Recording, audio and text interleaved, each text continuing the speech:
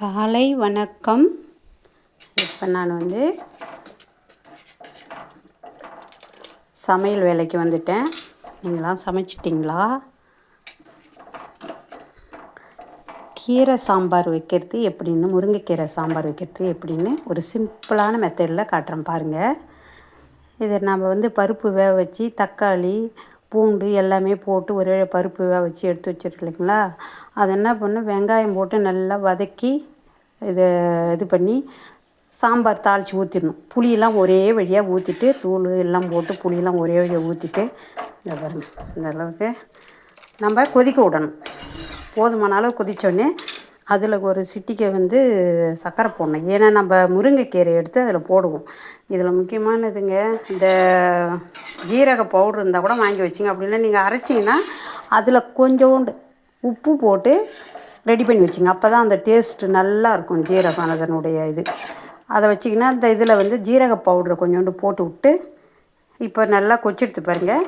கொச்செடுத்த உடனே இதை என்ன பண்ணணும், நம்ம முருங்கைக்கீரையை அப்படியே போடணும். இது முருங்கைக்கீரை நல்லா கழுவி எடுத்துட்டு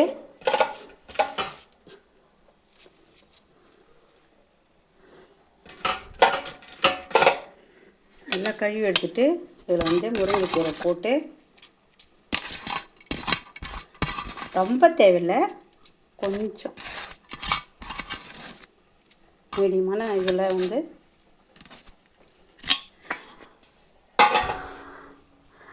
இதை போட்டு இப்படி நல்லா கிளறி கலந்து கொடுத்துட்டு இது நல்லா முழுகிற மாதிரி வைக்கணும். அப்படியே வச்ச உடனே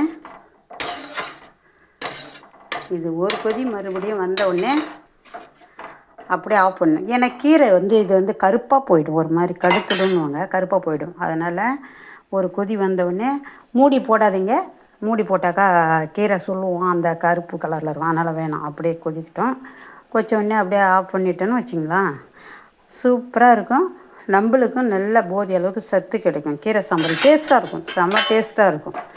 இதிலே முக்கியமானதுங்க, சாரிங்க, நானும் எப்படியே டைமை கடைப்பிடிக்கணும், உங்களுக்கு வீடியோ கரெக்டான டைமில் போடணும்னு பார்த்தா இங்கே டவர் கிடைக்கவே மாட்டேன்னுதுங்க.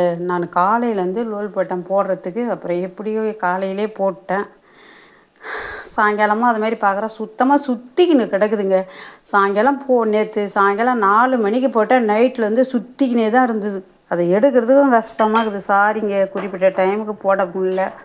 நான் எப்படியாவது 9:30 அதை எப்படியாவது பார்த்து நானும் கையிலே வச்சுக்கின்னு தாங்க போடுறேன். சாரிங்க, பாய், வணக்கம்.